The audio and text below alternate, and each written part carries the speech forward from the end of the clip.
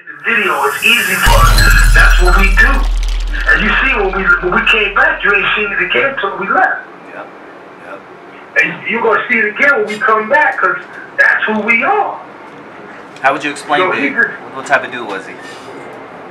He was a funny dude who really didn't like. He was witty, man. He was very witty, you know, and he was very like a kid, man. He was never on no. You know what I'm saying? He just got caught up with that shit, man, being around the wrong people, man. He was a good person, man. Yeah. I know he ain't had nothing to do with that with Pop. You know what I'm saying? It's just when your community is as messed up as ours is because of government and segregation, racism, representation without representation, and all that shit mixed up. You know, you got a lot of issues going on. He's in a room with people he shouldn't have been in the room with. Yeah. And what goes down, what is Tupac going to say when he looks up and he sees you in the room with them? That wasn't like, yeah, you're guilty by association at this point. Yeah, damn. Did you get what I'm saying? Yeah. Did you get to hang out with Pac as well, or I got to hang out with Pac a lot too, man. But like I said, with Pac, we didn't have nothing to do with that shit, so he was real good with me. Like when I met him, like, you know what I'm saying, he was under my wing, you know what I'm saying? That was my man. Like, we ain't had no issues, me and him. Because he was gonna start Death Row East, and weren't you supposed to be one of the artists on DeathW East? I was Death Row East. You were. That's what's up. Yeah, I was the only Death Row East artist that ever showed up and was like lived to do. Because I said when I went through, it wasn't cool. Everybody was like, "You're gonna die." Everybody was like this on the plane. When they was getting on the plane, they were like, "It's just you." No, they're gonna kill you. They don't even like East Coast niggas. Exactly. So we had to go. So we went over there. It was a different scenario, but like I said, man, we moved with the energy, man. And when we seen him, we let him know, like, we're not, we know who you are, and that could, but that could go with anybody, man. Especially when you're dealing with white folks, and they're not gonna get your back on like that. Oh, hell no. As I said, they're gonna let us kill each other. So if it's gonna be some shit, and over nothing, okay. Like I said earlier, in hindsight, they've made so much money off of the deaths of Biggie Smalls and Tupac. Yeah, it wasn't like we was like we knew what it was, man, going in. We knew it was them in the room and we was in the room. The white folks was getting a check. They was just gonna watch niggas kill each other if they did it. Yeah. They wasn't gonna get involved. So I wasn't worried about nothing. You know what I'm saying? I wasn't worried like that because I knew it was new to them like it was new to us. Yeah. And I was there because Dre wanted us there.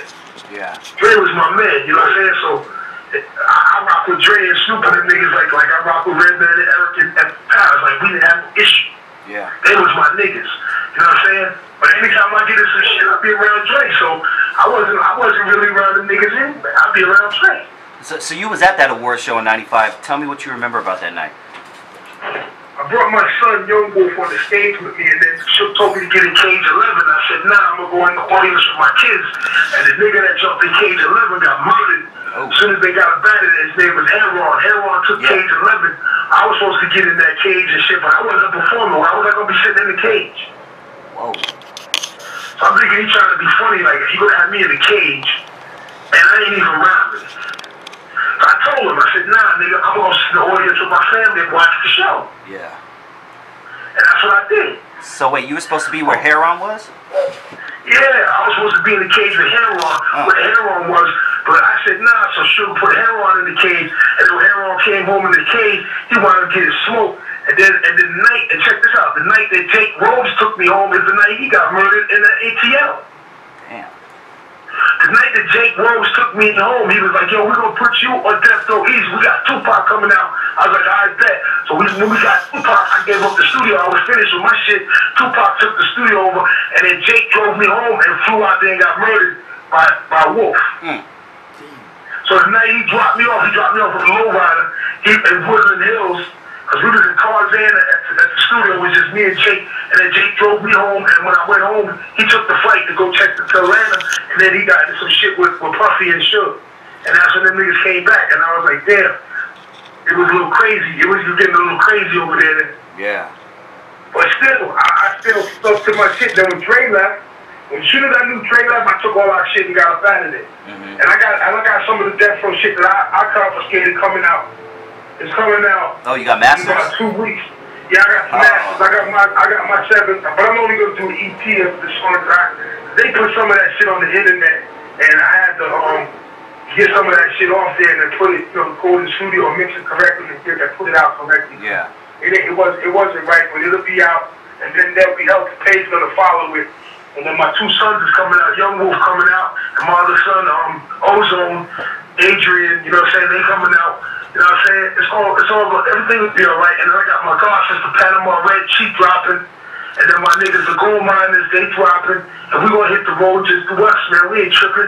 Sam Sneed still producing, Eric Sherman, TMP, I still got some shit. Redman and Method Man getting on the jump off. We gonna be fine, man. I ain't tripping. K-Solo, this interview is gonna blow up, and I hope we can do this again, man. Real talk. Thank you so much for giving me the information that you've given me, and it was definitely a pleasure. Thanks for having me, man. Real Warrior Records in the building. Listen out for us, man. And like I said, man, enjoy your night, man. I had a good night with you, man. Yeah, thank you, man. Gully TV, we have Gully TV, baby. That's what's up, baby. Thank you so much. The godfather of Long Island rap right here, a hip-hop legend, K-Solo. K-Solo, you have a great night, homeboy. I'll be in touch with you soon, man. All right, buddy. Okay, Gully TV. peace, man.